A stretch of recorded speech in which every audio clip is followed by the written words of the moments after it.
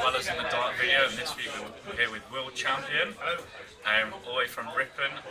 Will's here to talk about his tournament. That's going to be the opener for the league, which is in January, called a Dyson Men. So, I've got a few questions to ask you.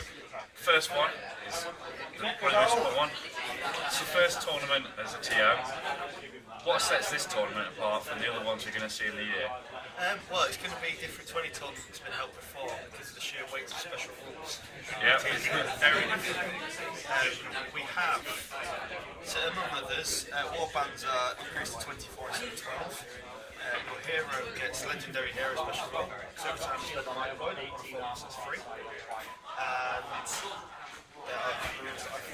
but it's basically a counter. Yeah.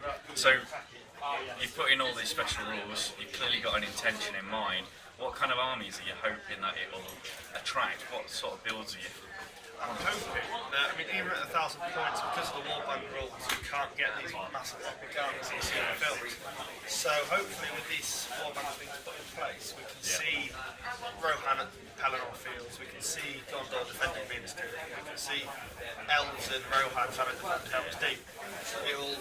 Because you can have more troops now, you can make it happen. And that's what I want to see. I want to see really big, fluffy armies that normally you can't do. And obviously you've taken out magic, so yes. The big heroes are going to hit so much harder in this game. Yeah. Yeah.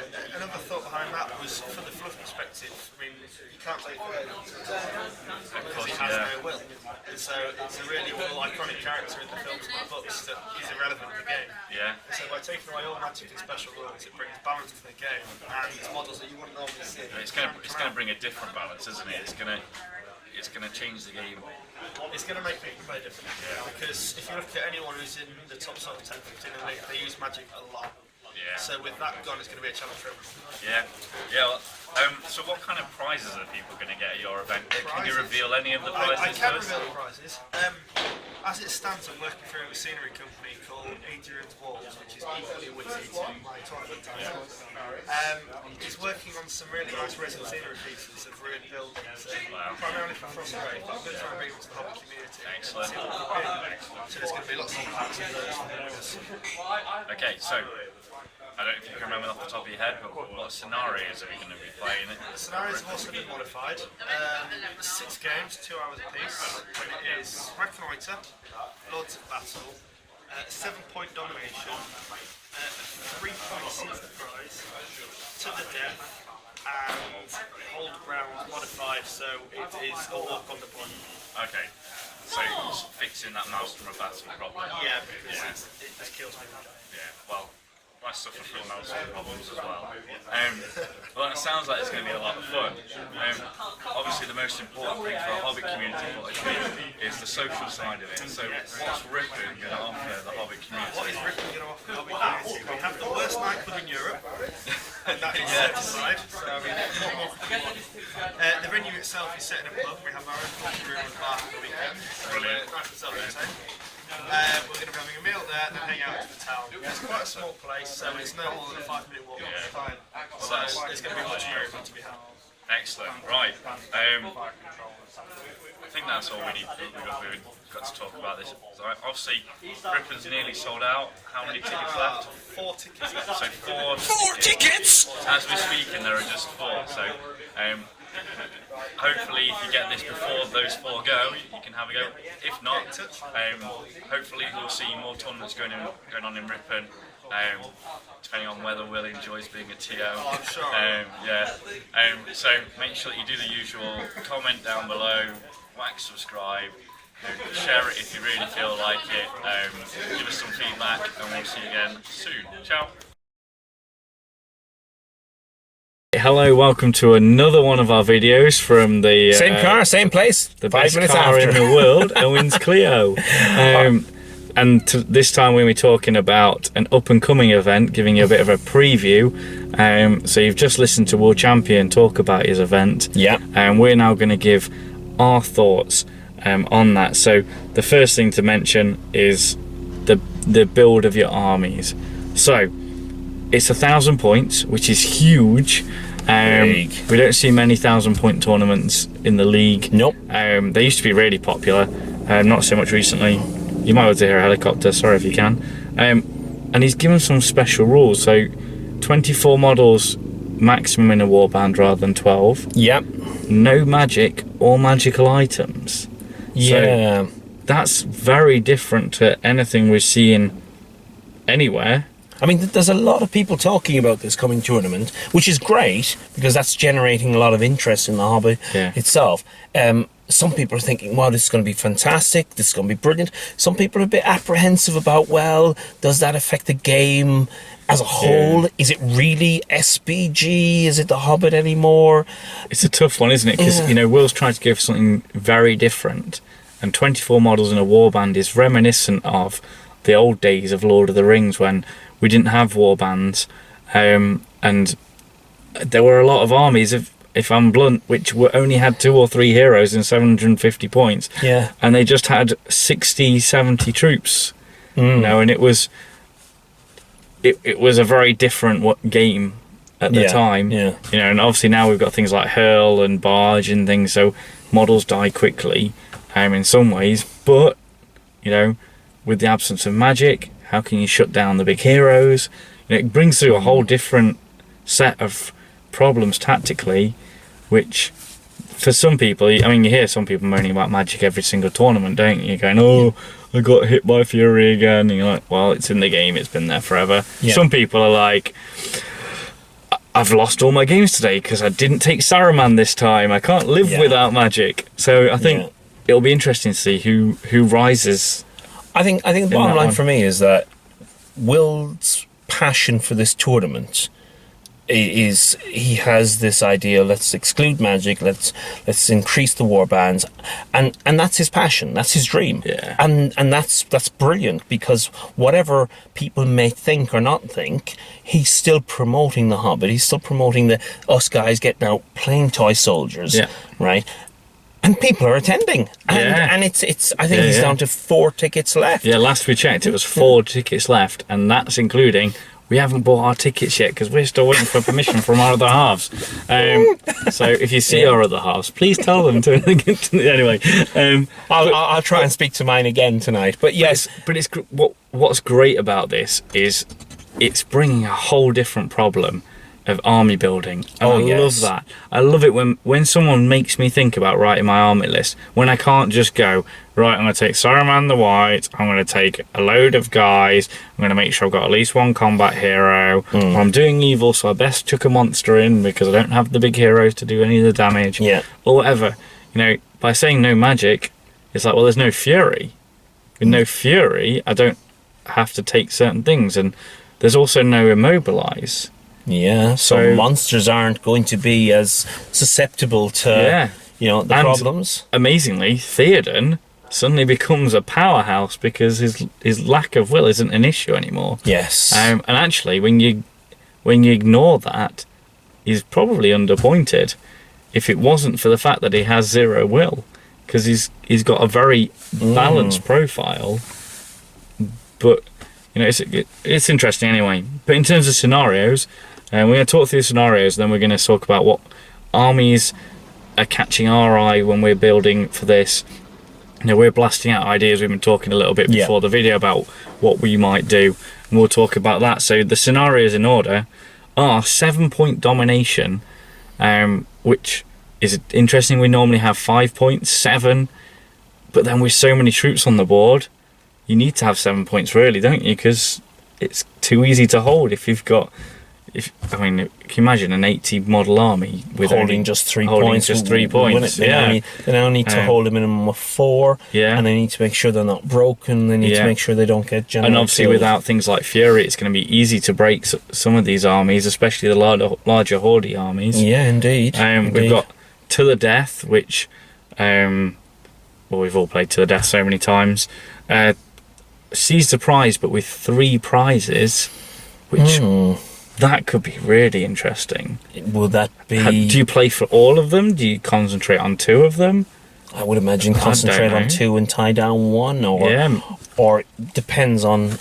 Do we have an actual rules listing on that yet? No, he's just put up the list of the scenarios, well, as far as I could find. Right, okay. But you think, actually, that's quite interesting, because if you build your army with something that can lock down a prize, I'm thinking something like a Dweller in the Dark, or Cave Drakes, or Bat Swarms. Yeah. Those kind of things where you could almost stop your opponent from really getting that prize. You can then hammer the other prize and like one of the prizes and be gone, and then you're only really fighting over one prize. Are we imagining one prize in the centre, one in each deployment area, something like that? I would imagine 3 along the middle lines. That would be what I'd expect. Or with 1,000 points and potentially 170 models. Yeah, maybe. And then the great one, the one that's going to be hilarious for scoring, Lords of Battle. So with so many troops down, or will there be so many troops, or will people be taking monsters because there's no magic, and big heroes because there's no magic? But I expect that we're going to see somebody break 100 points in that mission. I really hope we do. I'd be so chuffed if there was. So that's your mission, everyone. We've got Reconnoiter. Again, it could be over 100 points if you build your army right. Yeah. As it could be madness. And then Hold Ground. Another one which... Hold Ground could end, potentially, with both players having more than 100 points. Because if they run out of time and they've both still got more than 100 models near the middle... How long are each games? I think he mentioned approximately 2.5 hours. I can't find it. Oh, we are so well prepared. Welcome to our preparing channel. This is the preview of the preview. Come on. It's not on this page. This was your job. You had one job, Owen. One job. I don't know. I think he said. Didn't he say? He mentioned 2 hours. I think he said 2 hours, which, in my opinion, is plenty of time. But I know in the tournament scene, there's a lot of people who at 1,000 points like 2.5 hours. Yeah. But in my opinion, once you cut the time down, it means that people have to get on and play. They can't. You can't go, do I, don't I? You do it. You get in there, get stuck in. There's going to be so many models around. There's going to be so many monsters. Either play defensive or play aggressive. Don't hang about. That's my opinion. What have you come up with an army list then? Well, because I've changed mine in the 5 minutes it's taken us to talk about this. Well, first time somebody said this, I was like, elite armies are going to be so much better when they don't have to take the captain tax. And I thought, well, an army I haven't used in a long time is my High Elves. And I haven't taken them as much because with loads of people taking magic, taking huge hordes with fury, and shades floating around all over the place, you're like, we don't really want to take High Elves, but they're gone. So if they take a horde, well, most hordes only go up to defense 5. So I'm winning them on 5s. My house with shields, defense 6. So they're going to hurt me less often than I do them. But I'm also winning the fights more because they've got no shade. My higher fight is counting more. So again, I should be hitting more often and hurting more often than they are. My big heroes, Gil-galad, Glorfindel, like the twins. You go, heroes who are actually fairly easy to shut down with magic. They'll be running rampant until they run out of 6s. Indeed. But that for me was like, well, it's been one of my favourite armies to use in the past. I used to use it a lot in Lord of the Rings. Early on in The Hobbit, I was using it and really enjoying it. It'll be great to dust them off again. How about yourself? What's inspiring you? I was immediately going in with the idea of Radagast on an eagle, because it makes it a monstrous cavalry, and a handful of eagles to boot. I think maybe six or even 7 eagles. Because obviously, although you can't use the magic, No. you can take magical characters. Correct, So yes. Radagast is probably the only wizard He is, yeah. who's worth taking. Because on an eagle or on a sleigh, he's still a very powerful character. But then you started talking about scenarios, and the first thing that came to mind was Berserkers, 24 crossbowmen, ferals, and believe it or not, though everyone would immediately think, but you're not taking raids because there's no magic, the Knight of Umbar does not lose any will if he wins combat. And still can do combat mimicry because it's not a magical ability. Exactly, yes. Yeah, that's quite tasty. So we've suddenly now gone from eagles to potentially, which I'd have to paint some and potentially borrow, Yeah. to an all berserker / feral with nearly up to 24 crossbows. And again, the way that you've ran berserkers, you don't run shamans really. I don't know. You love those captains, and I've recently tried to convert you to captains with shields, so orc captains. But you're not. I prefer my captains naked. You've never been a fan of Fury. No, I haven't. And Fury is a real stopper Yeah. when you're playing against it, but without it, your berserkers are going to munch through evil armies as easily as they munch through good armies. They will, maybe yeah. even more easy because of the lower defense. Yeah. I may look at move aside the Knight of Umbar and put in 2 trolls. Yeah. 2 Isengard trolls. Oh yeah. Yeah. One on either side, and then have maybe Trident in the centre. Yeah, Thriden. Yeah. Suddenly becomes, whoops, he's dangerous. Yeah, nothing's going to stop that horse lord. No. So there's our ideas. I mean, we've blasted out a few others because, I mean, I think Bjorn could be a great character without any magic around. Yeah. He'll just be doing his thing like he does in the movies, tearing through ranks of orcs. Being a beast. Being a beast. As we've said, Theoden would be an interesting person to have out there. You've got quite a few heroes who we don't see often, and monsters like dwellers, trolls. I'd expect to see more eagles. Yeah. Ents even. Just add them in. My only concern though with extremely expensive models, like an all hero army, is that for 1,000 points you're going to have maybe 7 to 10 models coming up against horde armies, because a number of those scenarios are definitely horde-ish, especially with the 24 cap limit on warbands as well. So. And you can't magic heroes to compel them out of groups of men. So the normal tactic of targeting heroes and then letting the army run away might not work. No. So I guess there's somewhere to find, I'm quite comfortable with my high elves because I know that the shield wall can advance forwards, and then round the side can come the big heroes, and they will do the business of breaking you, while the shield wall will make sure that you're not doing whatever it was that you were aiming to do. And I'm happy with a troll on either side, flooring your shield wall right in the middle, so I'm Trident just coming right through. Yeah, there's plenty of possibilities. Yeah. It's going to be very interesting because Will has said he is not willing to expand the numbers that can come because he wants to maintain quality, and that's good. That's very good, especially if you first event. Get the quality and run a solid event. And then next year go nuts. Indeed, Bigger haul maybe will. If you sold out this quickly, then he's using 6x4s. Oh yeah, 6x4 tables. You should with 1,000 points really, otherwise it's just a meat grinder.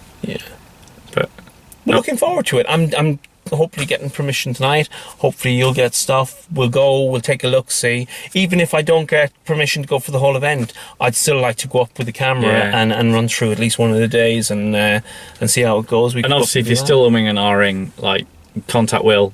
If you're uncertain about anything that you've read in the rules pack, get in contact with Will. He's a really great guy. He'll answer your questions straight away, and it'd be good to see a load of new people there.